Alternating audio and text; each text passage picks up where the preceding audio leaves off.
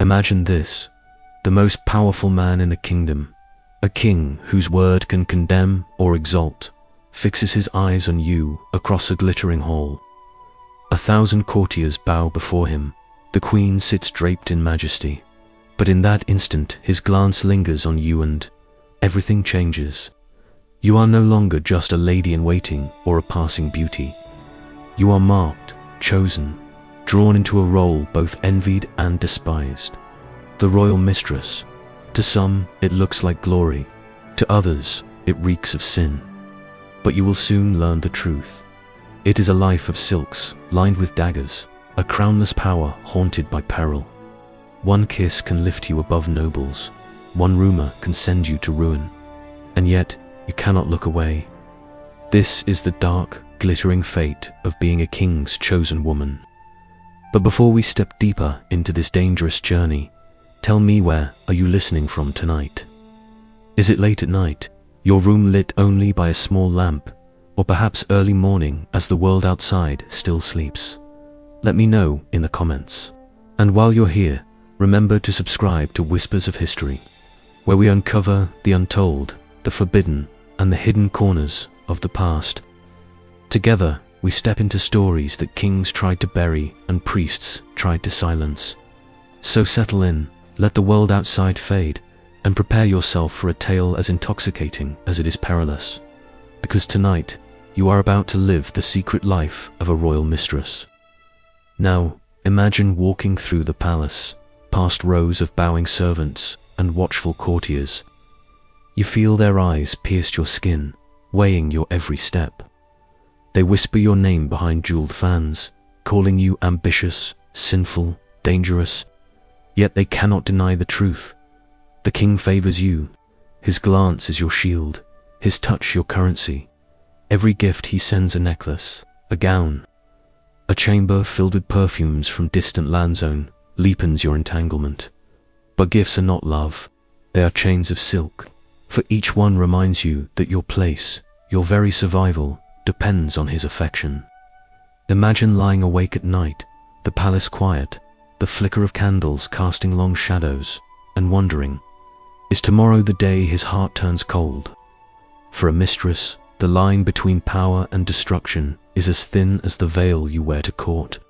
You are not queen, yet your influence rivals hers. You hold sway not through treaties or crowns, but through intimacy, whispers in the night, counsel shared in secret. In those private chambers, you can shift decisions that armies cannot. Imagine kings at council debating taxes, wars, or alliances, while you, unseen, know that your words spoken in the quiet of the bedchamber will carry more weight than any parchment sealed with wax. Yet with power comes peril. Queens watch with fury, nobles plot to see you fall, priests thunder sermons against your very existence. To be mistress is to walk forever in shadows wielding invisible influence, yet hunted by enemies who smile in your presence while sharpening knives in silence. And always, there is the public. Songs circulate in taverns, ballads mock your morals, pamphlets portray you as a witch who ensnares the king with spells. Imagine hearing your name sung in drunken verses on the streets, knowing your reputation is no longer your own, but shaped by gossip, envy, and fear. To the common people, you are not a woman, but a symbol, proof of corruption, scandal in human form. Some hate you, others secretly admire you, but none leave you in peace. Each time you step beyond the palace gates, whispers follow. Even within the walls, laughter behind closed doors tells you that your life is not yours. You belong to history now, and history is cruel to women like you. Yet still, mistresses endure. Because within this peril lies opportunity, a chance to rise above the constraints of birth, to shape the destiny of a kingdom, to taste power denied to queens themselves. Kings, bound by dynastic marriages, seek in you what alliances could not give: affection, loyalty, freedom. And you, though scorned, hold the ear of the most powerful man alive. Imagine standing before your mirror, adjusting your gown, knowing that tonight your smile may bend the will of nations. But you also know that the same smile could tomorrow be forgotten, discarded, erased. To be a royal mistress is to live each day in a paradox, adored yet condemned, exalted yet endangered, untouchable yet never safe. And as you prepare to step deeper into this world, remember, this is not a love story. It is survival written in whispers, in silk, and in shadow. Imagine the French court in the 15th century, glittering with wealth yet trembling under constant war. Among its splendor walked Agnes Sorel, remembered as the first official royal mistress of France. To many, her very existence was scandal, but to King Charles VII, she was indispensable. Unlike queens chosen through diplomacy, Agnes was chosen through desire, and she wielded that choice with daring brilliance. Draped in silks and pearls, she dared to wear gowns cut so low they shocked her contemporaries, sparking both envy and outrage. Yet behind her fashion lay strategy. Every gesture, every smile, every appearance was carefully designed to command attention and reinforce her place at the king's side. Imagine the whispers in the court corridors, noble women muttering about her immodesty, priests condemning her vanity, yet knowing none could move the king as she could. She was not only his comfort, she was his voice in the politics of France. But the role came with peril.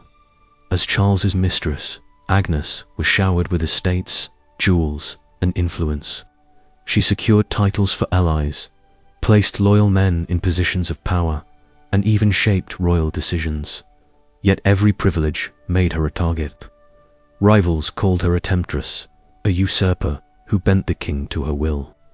The queen despised her, noblemen plotted against her, and clerics denounced her as a sinner.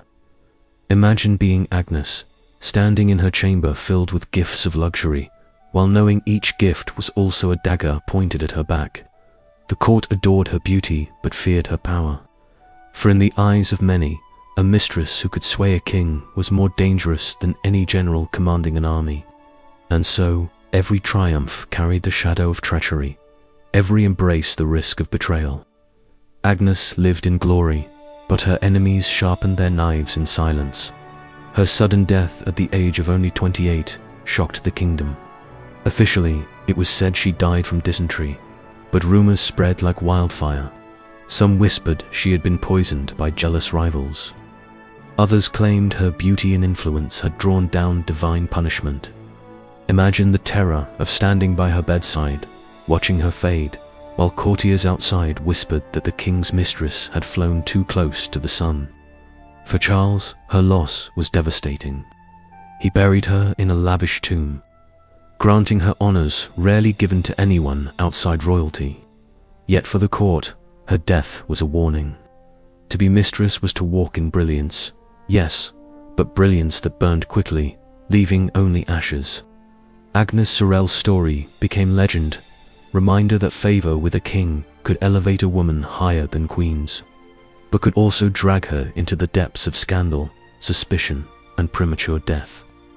If Agnes set the precedent, Diane de Poitiers perfected the role a century later. Mistress to Henry II of France, she was more than a lover, she was his political partner, his guiding influence, his obsession. Even as he married Catherine de Medici, his devotion to Diane never wavered. She was elegant, intelligent, and calculating, playing the role of mistress not as scandal but as strategy.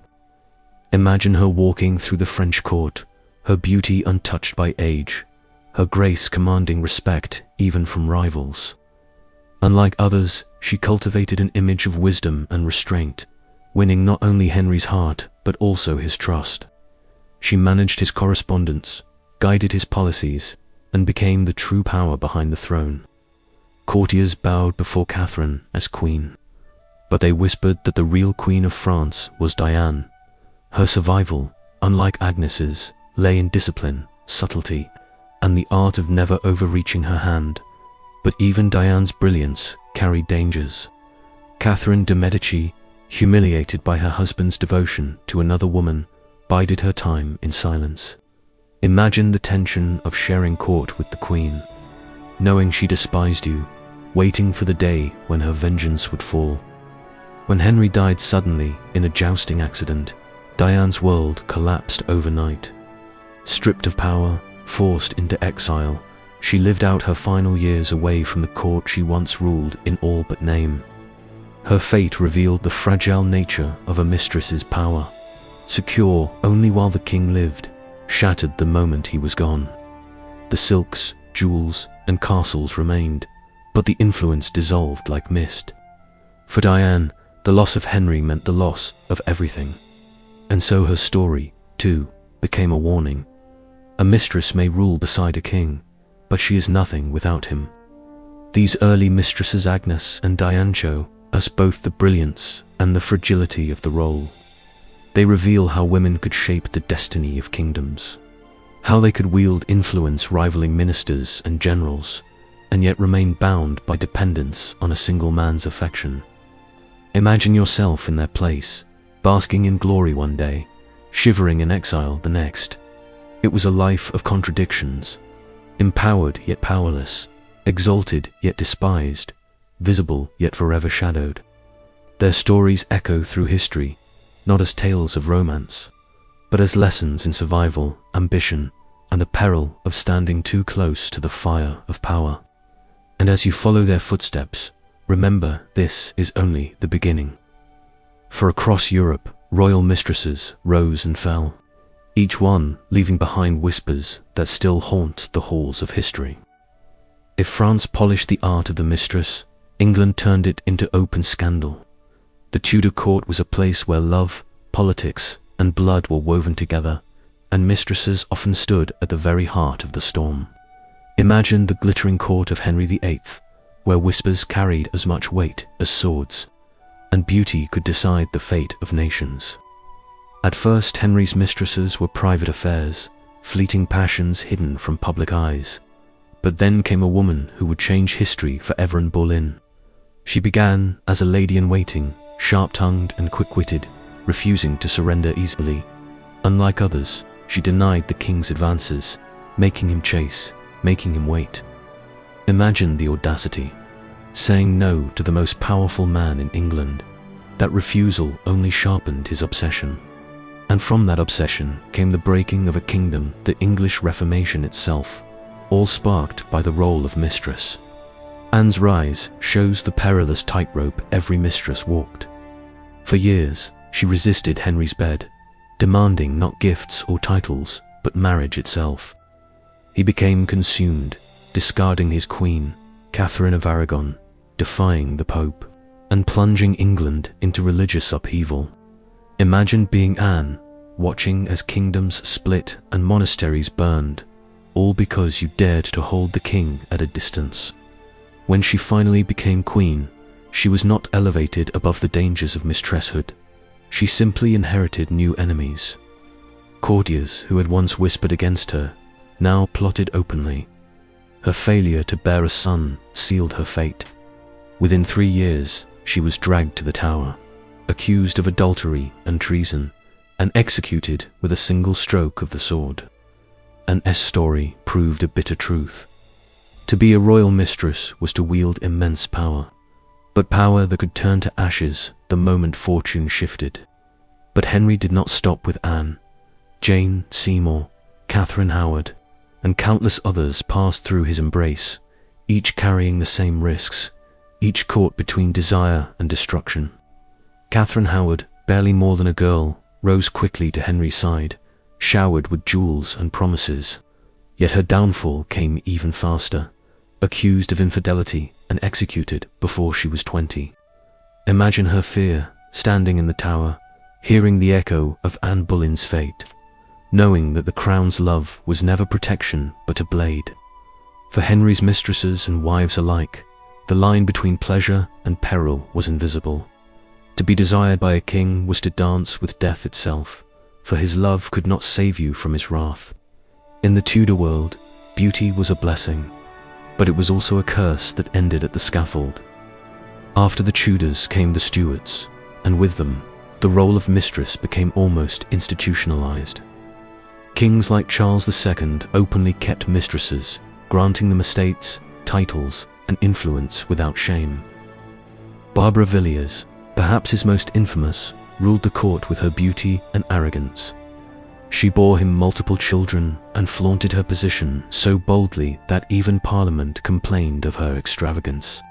Imagine Barbara sweeping through Whitehall in gowns dripping with jewels, her laughter echoing in chambers where ministers debated matters of state. She was untouchably at least while Charles adored her, yet with each gift and title came resentment. Pamphlets mocked her, enemies despised her, and rivals waited for the day the king's gaze would shift. Barbara lived as though the world were hers, but beneath her splendor lay the same truth faced by every mistress. Power that depended on passion was power built on sand. Not all mistresses sought scandal. Some used their influence for survival, others for quiet patronage. Nell Gwyn, another of Charles II's favorites, was a former actress, witty and charming, beloved by the people despite her humble origins. Unlike Barbara Villiers, Nell was seen as approachable, her humor softening public anger. Imagine her standing on a stage, trading jokes that won the laughter of both king and crowd, turning her role into something almost respectable. Yet even she carried the burden of whispers, forever defined not by her own talents, but by the man she shared her life with. In the Stuart court, mistresses were no longer shadows, they were institutions, woven into the very fabric of monarchy. But their stories, whether scandalous or sympathetic, all reveal the same truth. To be a royal mistress was to hold extraordinary sway, but always at the mercy of love, rumor, and fate. The English court, more than most, showed the extremes of mistresshood. From Anne Boleyn's meteoric rise and tragic fall to Barbara Villiers' brazen dominance and Nell Gwyn's charming survival, the role was never simple. It was power without permanence, influence without guarantee, love without safety. Imagine standing in their shoes, hearing both cheers and curses wherever you went, adored by a king but loathed by a queen, envied by courtiers, yet mocked by commoners. To be a royal mistress in England was not only to live in luxuriette, was to live on a stage.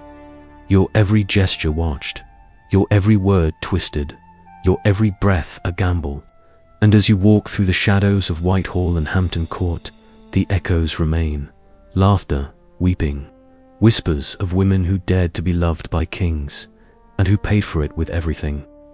If England's mistresses lived in scandal, France's lived in splendor.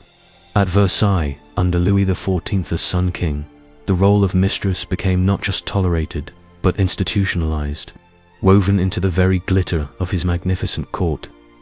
Imagine the hall of mirrors shimmering with candlelight, courtiers bowing low as the king enters, his power radiating like the sun itself.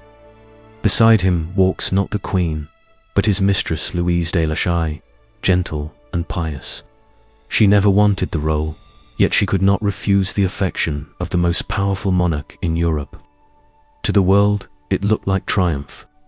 But Louise was tormented by guilt, torn between love for the king and fear for her soul. Imagine lying awake at Versailles, the sounds of music drifting from distant chambers, while inside your heart wages war between desire and damnation. Even in glory, the mistress was never free of fear. Louise's story soon gave way to one more dazzling, Madame de Montespan. If Louise was timid, Montespan was fire itself, witty, ambitious, ruthless. She dominated the court for over a decade, commanding attention with her brilliance and charm. Imagine her sweeping into Versailles, jewels glittering, courtiers rushing to flatter her, while even ministers feared her sharp tongue. She became not only Louis's companion, but his partner in politics, using her position to reward allies, secure fortunes, and punish enemies. For a time, she seemed untouchable. But with great power came great suspicion, when rumors spread that she was involved in the infamous affair of the poisons. Accused of dark rituals and even of using witchcraft to secure the king's love, her world trembled. Imagine hearing whispers that your name was linked to black masses, that your rivals plotted to bring your downfall not with gossip but with accusations of sorcery. In Versailles, Scandal was never far from splendor. Montespan's eventual fall revealed how fragile a mistress's throne could be. Despite her influence, despite bearing Louis many children, suspicion clung to her reputation like smoke. She retreated from court in disgrace, replaced by another woman who could soothe the king's restless heart. Enter Madame de Maintenon, once a governess, now mistress, and eventually secret wife to the king. Maintenon's rise shows another path. Unlike Montespan's brilliance or Louise's timidity, she embodied restraint, discretion, and piety. Imagine the transformation, from a humble widow to the secret consort of the most powerful monarch alive. Yet her role was carefully veiled, her marriage hidden, her influence cloaked in whispers. To some, she was savior, softening the king's aging years. To others, she was an intruder, a hypocrite cloaked in virtue. Versailles shimmered with spectacle, but behind its walls, the fate of mistresses was a constant cycle of rise and ruin, glory and disgrace. The grandeur of Versailles made the role of mistress both irresistible and deadly. The sheer wealth lavished upon them was unimaginable. Estates, jewels, even palaces of their own. Madame de Pompadour, mistress of Louis XV, would later embody this magnificence, becoming patron of the arts, shaping culture itself. Imagine her surrounded by artists, philosophers, and musicians, turning her chambers into the beating heart of Enlightenment France. She was more than a mistress. She was a cultural architect, ensuring her survival not through beauty alone, but through intellect and refinement. Yet even Pompadour, adored by the king, could not escape mockery. Pamphlets painted her as manipulative, her enemies whispered constantly, and she too bore the burden of public scorn. The mistress's fate, no matter how grand, was always fragile, for it rested not on law or title, but on the shifting tides of affection and reputation. To be mistress at Versailles was to stand at the very center of power, yet never hold it securely. Imagine walking through mirrored halls, courtiers bowing, poets praising your beauty, jewels dripping from your neckhand, knowing that every smile was edged with envy, every compliment carried the taste of venom. The queen, sidelined but ever watchful, bore her humiliation in silence, yet her allies waited for a moment to strike. Ministers flattered you by day but plotted against you by night. Even the people, dazzled by stories of your splendor, cursed your name as a symbol of royal decadence. In this world, you could never rest, never trust, never feel safe. Versailles was a palace of mirrors, and every reflection showed both your triumph and your doom. And yet, for all its dangers, the role of mistress at Versailles was one of the most coveted positions in Europe. Women schemed for it, families encouraged daughters to pursue it, and rivals envied those who secured it, because for all the risks, the rewards were unparalleled. Influence, wealth, power, and immortality in history's memory could be gained by winning the king's heart. But history is cruel. For every Montespan who ruled in brilliance, there was a Louise who wept in guilt, a Maintenon who hid in shadows, a Pompadour mocked by pamphlets. Their lives revealed the paradox at the heart of mistresshood, dazzling yet damned, powerful yet powerless, remembered yet never free. And as we leave Versailles, its mirrored halls still whisper their names, shimmering with both glory and warning. Beyond France and England, the courts of Europe carried their own stories of mistresses, women whose whispers shaped the fate of kingdoms. In the German states, where princes ruled with ambition and rivalries burned fiercely, mistresses often became pawns in dynastic games. They were used to secure loyalty, to reward service, to manipulate alliances. Imagine being brought into a glittering court, not chosen purely for love, but for what your presence could provide: influence over your family, access to land, or a hold upon rival factions. In these fragmented courts, where every prince vied for power, a mistress could be both weapon and shield. Yet her position was perilous. With no crown to protect her, she was forever vulnerable to the jealousies of noble women, the anger of the church, and the sudden whims of her patron. To be mistress in Germany was to be both ornament and strategist, never fully safe. Now picture Russia, a land of icy palaces and brutal politics. Here, mistresses often lived not in subtle intrigue, but in open survival. For the Russian court was as dangerous as it was magnificent. Under Peter the Great, mistresses played a role in softening the rough, merciless edge of a ruler who reshaped his empire with blood and iron.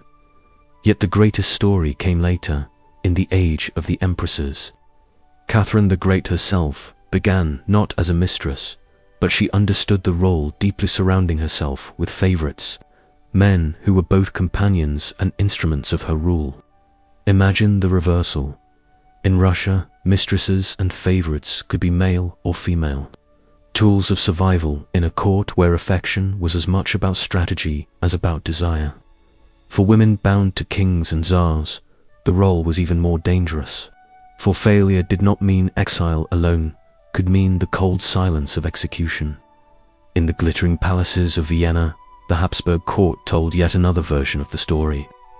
Mistresses here lived in a world of ritual, where every gesture was choreographed, and every rumor carried the weight of political consequence. The Habsburg emperors, though bound by strict Catholic morality, were not immune to desire. Mistresses appeared quietly. Their influence whispered in the margins of history, hidden behind the grandeur of queens and empresses. Imagine walking through the Hofburg Palace, knowing your presence must be concealed, that your very existence contradicted the rigid facade of Habsburg piety. Yet even here, mistresses shaped patronage networks, decided who advanced and who fell, and influenced imperial decisions whispered in candlelit chambers. They were ghosts, invelvetrarily named, but always present, haunting the most powerful dynasty in Europe. Their anonymity was their survival, but it also erased their stories, leaving only traces of their influence for us to glimpse centuries later. What unites these stories? From Germany, Russia, and Austria's, the relentless uncertainty of the mistress's role, power without security, wealth without permanence, influence without recognition. Imagine standing before a mirror in some vast, cold palace, adjusting jewels gifted by a king, and asking yourself, how long until they are taken back?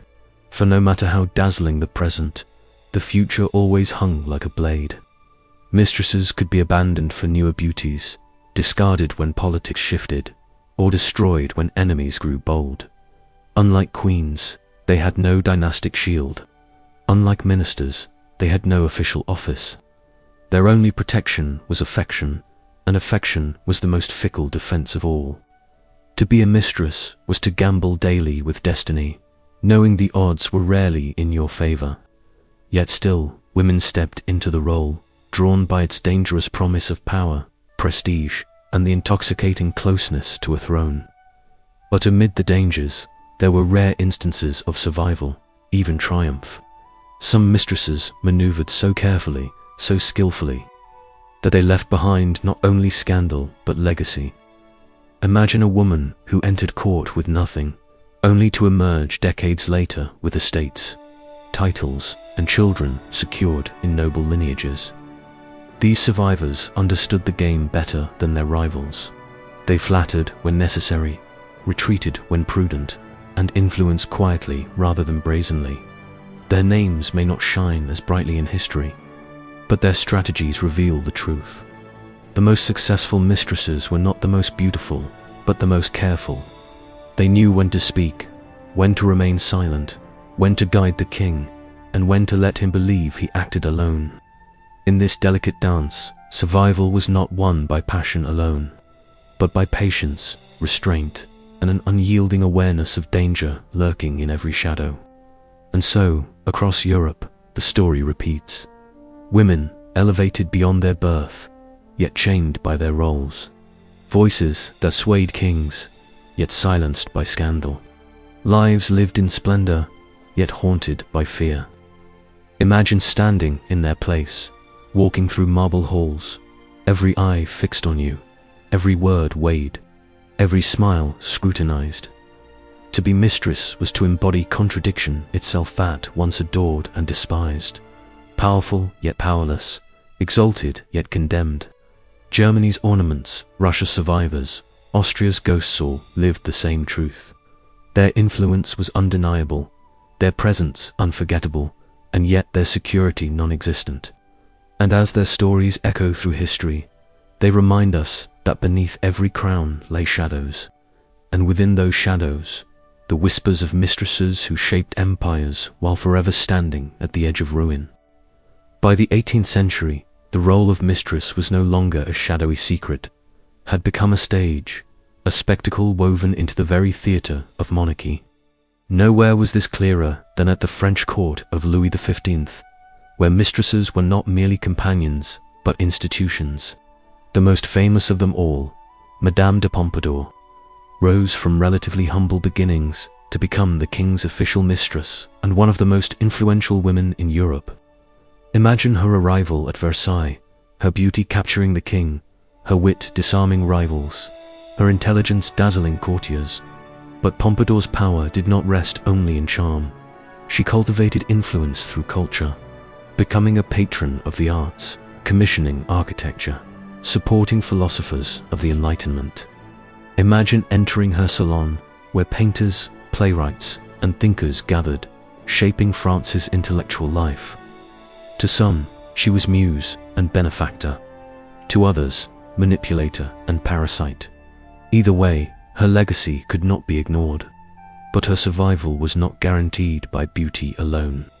For years, Pompadour fought against rivals, whispers of scandal, and pamphlets that mocked her influence. Enemies accused her of corrupting the king, of bleeding France's coffers dry, of distracting him from governance with frivolity. Imagine seeing your name lampooned in satirical prints across Paris, depicted as a puppet master pulling the strings of the crown.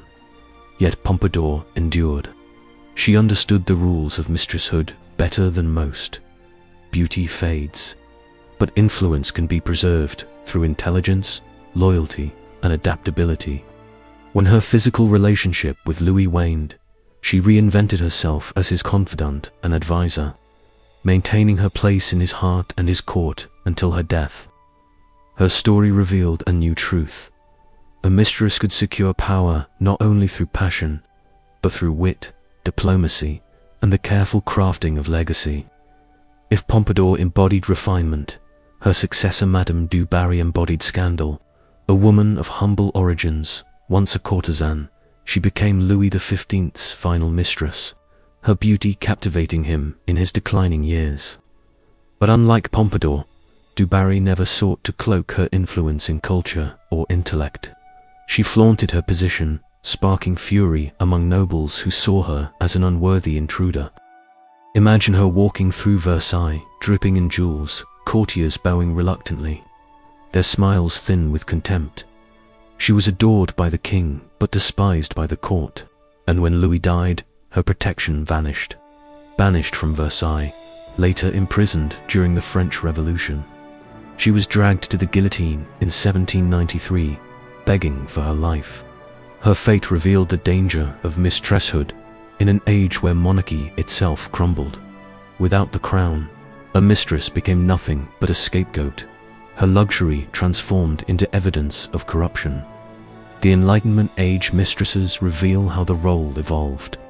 No longer merely private companions, they became public figures, shaping art, politics, and culture. Imagine sitting in one of Pompadour's glittering salons, where Voltaire debates philosophy, where operas are commissioned, where porcelain factories bear her patronage. She became almost untouchable because she tied her survival to France's cultural heartbeat. Contrast this with du Barry, who embraced extravagance without strategy, leaving herself vulnerable once her protector fell. Together, their stories embody the paradox of the 18th century mistress, adored and envied, yet precarious. Powerful in life, often disgraced in death. Their names became shorthand for the luxury and decadence of Versailles itself, symbols later used to justify revolution. And so, The mistress's role, once whispered in shadows, now stood at the center of history, dazzling yet doomed. Beyond France, other courts mirrored these patterns. In Spain, Austria, and Prussia, kings kept favorites whose influence shaped diplomacy, military appointments, and even alliances. In Britain, George II and George IV surrounded themselves with mistresses who became household names, often sparking parliamentary debate and public ridicule. Imagine living in London, seeing caricatures of royal mistresses plastered on street corners, their faces twisted into mockery. The 18th century mistress was no longer hidden, she was a public spectacle, her power scrutinized by an increasingly literate and opinionated society. With printing presses and pamphlets multiplying, reputations could be built or destroyed in days. For mistresses, this meant their survival depended not only on pleasing a king, but on navigating the merciless court of public opinion. No longer was scandal confined to whispers in gilded halls. It was shouted on the streets, printed in ink, and remembered forever. And so, the Enlightenment mistress reveals the final stage of evolution before revolution swept Europe. What began centuries earlier as secret affairs, whispered scandals behind cathedral walls, had now become open institutions, displayed with pride at Versailles, mocked by pamphlets in London, and dissected by philosophers across Europe. Imagine being one of these women, caught between intimacy and ideology, adored in candlelit chambers, yet despised in the harsh light of pamphlets and politics. You are no longer only a mistress, you are a symbol, embodying both the brilliance and the corruption of monarchy itself. And in that transformation lies your downfall. For as Europe moved toward revolution, it was not only kings and queens who stood on trial, but mistresses too, condemned as living emblems of excess, temptation, and betrayal. Their lives became cautionary tales, their deaths reminders of how quickly fortune turned when love and power entwined too closely. By the end of the 18th century, the age of the royal mistress was fading, drowned in blood and revolution. Once, a king's lover had been a symbol of glamour, envy, and whispered scandal. Now, she became a lightning rod for rage. The French Revolution turned its fury not only on kings and queens, but on the very idea of luxury. Women like Madame du Barry were dragged from palaces to prisons, their jewels stripped, their pleas ignored. Imagine standing before the guillotine, crowds jeering, your silks stained with mud, your beauty useless against the blade. To the mob, you are not a woman, but a symbol of decadence, of corruption, of everything rotten in monarchy itself. The mistress, once adored in candlelit chambers, was now cursed in the streets. Her fate showed how fragile her throne truly was. Without love, without protection, all that remained was ruin. But the story does not end in France. Across Europe, revolutions echoed, monarchies weakened, and the role of mistress slipped into shadow. No longer could kings flaunt their lovers openly. Public opinion, sharpened by pamphlets, newspapers, and reform, no longer tolerated the spectacle. Imagine being a mistress in the 19th century, your life now hidden, your influence diminished, your survival dependent on discretion rather than display. The glitter of Versailles was gone. In its place, a new world emerged. One where queens and parliaments carried weight, and the role of mistress retreated into scandal rather than spectacle. What had once been woven into the very fabric of power became taboo, a relic of an age swept away by revolution. Yet the memory endured, haunting history like perfume lingering in abandoned halls. The royal mistress was no longer celebrated, but she was never forgotten. And still, their legacy cannot be denied. Mistresses shaped kingdoms, shifted alliances, patronized art, and whispered advice that altered wars. They wielded influence without crowns, guided monarchs without titles, and in doing so, left imprints on history as deep as any queen's. Imagine walking through Versailles today, sunlight spilling through its mirrored halls, and hearing the faint echoes of Montespan's laughter, Pompadour's wit, du Barry's pleas, Their lives are etched not only in stone and silk, but in the very trajectory of nations. Without Anne Boleyn, the Reformation in England might have taken another path. Without Pompadour, the Enlightenment in France might have lacked its patroness. Without Mistresses, Europe's history would be poorer, dimmer, stripped of the shadows that give it depth. Their scandal shaped destiny, yet their stories are also warnings. To be a mistress was to live in contradiction, powerful yet powerless, adored yet despised, elevated yet vulnerable. Imagine standing before a mirror, dressed in jewels, praised by a king, envied by courtiers, and knowing that tomorrow it could all vanish. A mistress lived at the mercy of love, and love is as fickle as flame. One day you basked in its warmth, the next you burned in its ashes. For every Pompadour who died in comfort, there was an Anne Boleyn who met the sword, a Catherine Howard who walked to the block, a Du Barry who begged beneath the guillotine. The crownless queens of Europe remind us that desire may grant power, but it never grants safety. Their lives shimmer like candlelight, dazzling, fragile, and gone too soon. So, what was it really like to be a royal mistress? It was to live in a world where love was never just love, but politics dressed in passion. It was to wield invisible influence, to taste power denied to most women, and yet to carry the weight of suspicion, jealousy, and scorn. Imagine lying in silken sheets, the king's words of affection in your ear, while outside the chamber, whispers grow sharper, knives grow closer, and history sharpens its quill to write your name as sinner or saint. For some, it was intoxicating, an escape from obscurity to immortality. For others, it was a curse, a gilded prison where survival meant compromise, where every glance was a gamble, and every kiss carried the shadow of death. This was the paradox, the peril, the haunting reality of living as a royal mistress. And now, centuries later, their stories still whisper to us.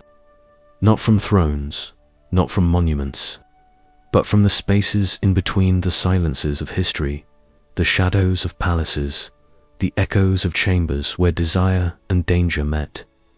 They remind us that history is not only written by kings, but also by those who shaped them in secret.